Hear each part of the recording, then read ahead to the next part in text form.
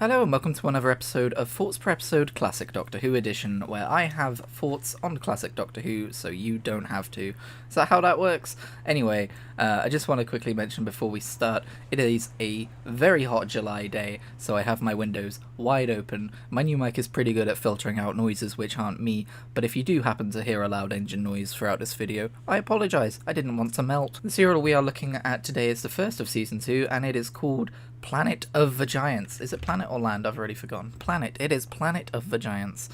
So I'm looking forward to seeing what wacky hijinks the TARDIS crew get up to this time, and just how good the props are for the inevitable giant things we're going to see. Since this is a new season, I'm also kind of wondering if there's going to be a slight ramp up in production value, but I'm kind of not expecting it, given that this is still so old and so early on in the show's history. Planet of Giants Part 1. The TARDIS crew find themselves shrunk to minuscule size. I love this episode. In fact, this is the first episode... Actually, maybe it's not the first episode, but it's the first in a while that got a proper giggle out of me at the end, but we'll get to that in a minute. The first thing I want to talk about here is how I mentioned a minute ago that, yeah, maybe it'll have higher production values.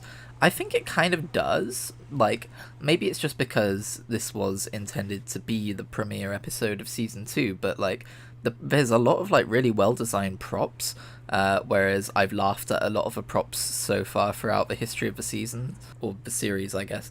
Whereas these ones, like, they're quite realistic, at least in black and white. I don't know how well they'd hold up in terms of colour, but, like, you can easily believe that the giant ant is a giant ant, and that the giant matchbox is a giant matchbox, and the actual scale that they evoke of them being miniaturized in a standard garden, it's really effective and believable. I'm actually quite impressed. But where it really hit me in terms of Season 2 feeling a bit different is the characters just feel slightly more well-rounded. Now, I know they would have received feedback throughout the course of filming Season 1, which would have taken place over quite a large amount of time. So I imagine, you'd say, well, Christian, they clearly iterated on these characters as they went through, but I don't know. I don't know the behind-the-scenes working of it. Maybe all the scripts were written before Season 1 filmed its first episode or got its first criticisms or whatever, but it really does feel like something's changed in Season 2. I mean, it's fairly subtle stuff, but just off the top of my head, the Doctor feels kinder and slightly more whimsical and fun, instead of a grumpy old man, which is kind of how he comes across a lot of the time. And Susan feels just a little bit more competent, like she's able to figure out and explain what's happening to them in terms of miniaturization in real time to Ian, alongside interconnected changing of scene with the Doctor explaining the exact same thing to Barbara, which was a neat little thing. So yeah, I don't know if it's just me or if there's some merit to this, but it really does feel like the characters are just a little bit better this time around. There are some of the usual quirks you'd expect from this being a really old piece of telly, though, like when the doors fly open and the Doctor says to Ian, "Quickly, close the doors," and Ian just stands there and goes, "What do you mean, close the doors?" That doesn't seem like a realistic reaction. I would just run and close the doors and ask the question later. Clearly this is a man who understands how the TARDIS works. Clearly the doors being open at this point in time is not something that should be happening. Clearly you would just go and do as he says when he's yelling at you to close the doors. By the way, I do also like how, if you want a physical example of the Doctor being slightly kinder, he does actually apologise to Barbara for yelling at her during that scene later on, and he says, yeah, I know I can get a bit shouty during stressful situations. I mean, he doesn't say it like that, but that's pretty much what he says. I like that when the Doctor and Barbara came across the giant worm, they thought it was a snake, but you can kind of tell it was a giant worm. Like, I like the clues leading up to the revelation of exactly what's going on. It's funny that because it's a adventuring through space and time show, they're able to have a giant ant and not immediately go, oh, we've been shrunk to miniature size. Instead, they're able to go, what kind of planet would produce giant ants? By the way, one thing I picked out, I guess this is why they chose Ian and Barbara's characters to be teachers, but Ian is suddenly an ant expert. He talks about how they behave when they're laying their eggs and stuff. I feel like it's kind of like unrealistic for them to know all of these facts about all of these different things. I think it's more just a way of getting this knowledge to the audience, and you're not really supposed to question why Ian and Barbara know so much about everything. But I don't remember exactly what kind of teacher Ian is. Maybe he's a biology teacher, maybe that's why. I do like his line when he came across a giant piece of card with a writing on it.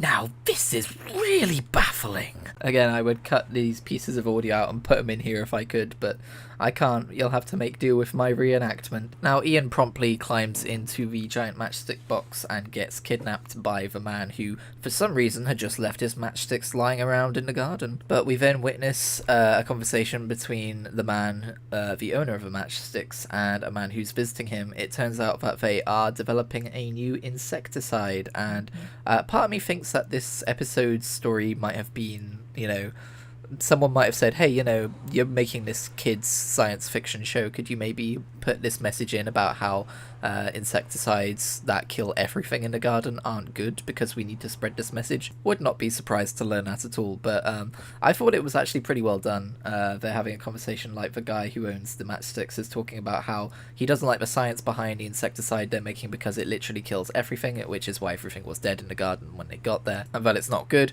But the other guy's like, well, okay, I hear you, but this is going to absolutely ruin me if we can't make this because we've gone so far through it. And it all seemed like quite a reasonable conversation between these two people, until the guy who said he was going to be ruined whipped out a fucking gun and promptly shot the matchstick owner to death. Now, I feel like if this was more realistic, there would be a giant pool of blood for Ian, the Doctor, Barbara, and Susan to navigate around. But again, since this is kind of meant to be a kids' show, I'm guessing they just pretended blood didn't exist in that scene. That being said, I do like how they would continually cut away to our TARDIS crew to kind of examine how they would witness these events from their point of view, and of course the gunshot sounded more like an ancient cannon firing from their point of view, and I like that they could smell the gunpowder in the air and everything. Also, it seems like they're teeing up the quote-unquote monster of the next episode as the cute cat, which is just hanging around in the garden and for some reason didn't get spooked off by the gunshot. I cannot express just how much I am looking forward to seeing the TARDIS crew running for their lives from this cute cat who just goes, oh look, something running in the grass. I want to see how they try and make that work with their effects budget and their effects technology. I don't think it's going to hold up quite as well as everything in this episode did. Planet of Giants, Part 2, Dangerous Journey. As the Doctor uncovers a murder, Barbara inadvertently comes into contact with a poison. That stuff with Barbara and the poison, by the way, was some serious dramatic irony of, like, she touches the sticky stuff. She's like, what's this sticky stuff? Ian, I need a handkerchief. Ian passes her a handkerchief, and then he just completely fails to notice that she touched the insecticide and is just accidentally berating her about the insecticide the entire time afterwards. I was wondering how they were going to be dealing with the giant cat and the giant people. Turns out they're just always off screen, which is probably the right call. I don't think anyone's going to believe a giant fluffy leg entering the frame at any particular moment. I like how in one of the outdoor scenes where they killed the dude, and the scientist comes out and he's talking about, like, oh my god, you've killed this guy or whatever, and he's not fooled by the guy's story about having to defend himself against him. He immediately just is like, no, you clearly shot him from a distance. I noticed how that scene must have been filmed outdoors, like in real life, because you can hear a plane flying overhead, which kind of surprised me. I kind of assumed everything would just be indoor sets, but I guess at some point it's just easier to film outdoors in an outdoor location instead of building it to try and look like outdoors indoors. Now, there's a gaping flaw in this guy's plan to hide the body, because, I mean, first of all, the scientist comes out and says, don't tell the court that he fought against you and you had to fight him off and shot him point blank, because it's a direct shot to the heart from meters away. There's no gunpowder on him. They'll immediately find you out. So they're using some forensic logic to this, right? Well, the guy what did the murder, I have got the IMDb page open, by the way, but I can't really tell who's who because there's no pictures. His plan to get rid of a body is to put him in a boat and then turn the boat upside down, and then they'll find the upturned boat and the body in the water and be like, oh, he had a tragic boating accident. But he's forgetting there's still a giant bullet wound in the guy's chest. Now, I don't know if he's just planning to bury the body and then kill someone else and then try and make them, but even then I'd identify the body as being someone else, so I don't know what his plan is here. It's not a very smart one, whatever it is. Also, the scientist dude, who's the one making the formula, he's talking about how it doesn't matter, it will all be worth it as long as I can perfect this insecticide and stop millions of people from dying of starvation. Does that track? Is that really, were people dying of starvation because of bugs? Because that would surprise me, but I've never heard of anything like that happening. Maybe I'm just being ignorant now. He does talk about locusts in other countries, so I guess you know, it's clearly not for the UK, but I don't know. At one point, a fly lands in front of Barbara and kind of stares her down, and I have to say, it was a surprise. I mean, I thought it was a flying ant based on how it looked. They might have just reappropriated the ant, but I'd have to go and look at it again. But I don't think it had like the big fly bug eyes. But other than that, it was a very realistic looking thing. Again, I don't know if they just spent all their prop budget on this episode or what, but it was very well done and I'm quite impressed. Okay, never mind, I'm an idiot. I went back and checked. That's absolutely a fly. Like, I don't know how I mistook that for an ant. Anyway, Barbara faints in that scene and it's very, very silly. She just kind of, she's fine. She stood up, she's looking at the fly, and then she just does a flop onto the ground. I mean, if I saw a giant fly that was considering eating me, I'd probably fucking freak out too, to be fair. By the way, going back to praising the set design, you really believe that the Doctor and Susan are laid down next to a sinkhole. Like, I was going, oh my god, careful, you might roll in there and fall to your death. Like, it looks so realistic, I'm really surprised. The cliffhanger of this episode is when the humans, I keep saying the humans, the regular-sized people go and turn the tap on, and the Doctor and Susan are hiding underneath the plug, and the guy unplugs the sink, and it's like, oh no, they're gonna drown, but I'm suspecting they're just kind of like hidden in a cleft somewhere, or something like that. Or maybe we'll see them washed out of a pipe. That might be a fun scene to start with. Doctor Who, the only show where someone unplugging a sink can be the main cliffhanger of the episode. Planet of Giants, Part 3. Crisis! Barbara's health rapidly deteriorates as the crew search for the formula for DN6. I was correct, they were hiding in the overflow pipe, or as I may have put it 20 minutes ago, a cleft. I've seen enough Doctor Who episodes at this point. I know when a cliffhanger is a sham. I was a little bit confused as to why Barbara was trying to hide the fact that she was poisoned, but I guess you could argue that she felt ashamed that she was so silly to have touched it, even though she shouldn't have been, or that, like, she didn't want people to worry, you know, plenty of reasons why people hide sickness in real life. Turns out the guy what shot the gun is called Mr. Farrow, and his plan to hide the murder is rapidly deteriorating in this episode. He pretends to be the guy who he shot on the telephone, but he doesn't put on a different voice or anything, and then when they catch him out by saying that they want to get a call to Mr. Farrow, who he is, He says, one moment, I'll get him for you. And then he doesn't fucking change his voice or anything. He's like, Mr. Farrow talking. It's like, buddy, are you trying to get caught? I get that he puts a little handkerchief over the phone receiver, but I don't think that's going to really change how you sound, buddy. I liked the mission to, you know, get the police's attention on the phone by climbing up the wire and, you know, getting Quirks to get the phone off the line and then yelling as loud as they can down the phone about calling the police and stuff like that. That was fun. I don't really have too much to say about the particulars of this episode, to be honest. Everything that I praised it for already, it just continues to be good at doing. I was a little bit sad that the cat never returned. The journey from the house to the TARDIS was uneventful, I guess. I was fully expecting the cat to make a return, but nope. Just, I guess it probably went and had a nap in the sun. I mean, that's what my cat's doing right now in real life, so that's kind of realistic, right? The only real thing I have left to say is at the end of the episode, when the Doctor fixes their size and gets them all back to normal, he takes the seed with them into the TARDIS to kind of prove it, and the seed shrinks as the rest of them grow.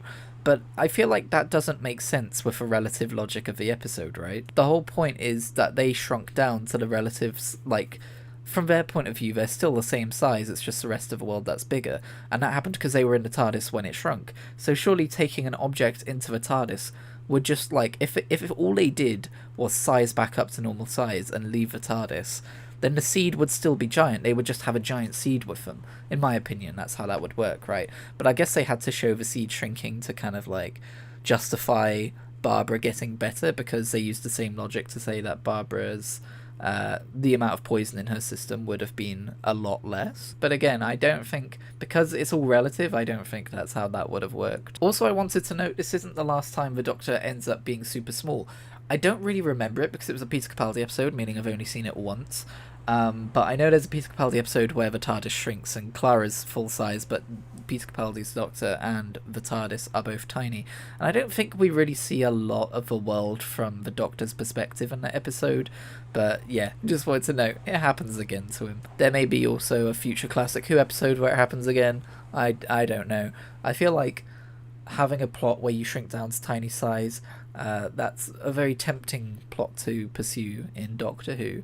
So, just like in terms of a subject matter and what's possible in this universe, but maybe I'm wrong. I mean, I guess he gets shrunk down tiny when he goes inside the Dalek as well, doesn't he? Peter Capaldi's Doctor was all about getting shrunk down tiny. But yes, that was Planet of Giants. It was a three-parter, so this episode's a little bit shorter this week, but next week we have got a nice big meaty six-parter Dalek episode on our hands. I'm excited to see how the Daleks get reintroduced to the story. It's called the Dalek Invasion of Earth, so that's going to be interesting. It makes me realise that humans, I mean, I guess this should have been obvious, right? But humans on planet Earth met aliens long before they were apparently first meeting aliens in the rebooted Doctor Who in Christopher Eccleston's era with the Slovene. So I wonder what the I wonder what the explanation is there, if we ever even get one, for people forgetting aliens, because they did a whole big thing in Matt Smith's era about, I can't believe you guys forgot the Daleks, it was because of cracks in time. But yeah, I don't know, I've been told before that Doctor Who doesn't care about its own continuity, so maybe that's just the case. Anyway, thank you very much for watching. I'm not going to leave you with any bloopers this time, because I've only got one and it's a little bit boring. I could actually talk today, how about that? I also looked up the trivia section of this episode on IMDb, and there wasn't really anything particularly interesting there either, so we're going to call it there. If you liked this episode, please feel free to give it a like on YouTube, it helps the channel a lot, and maybe leave a comment. Let me know maybe if there is some trivia that's not on IMDb that I don't know about, or maybe let me know if you like this episode or not, or you know, maybe I'm wrong about all the whole season 2, the well-rounded characters thing. Maybe it's all placebo. I don't know, maybe I'm convincing myself. But until then, I will see you next week for the Dalek Invasion of Earth.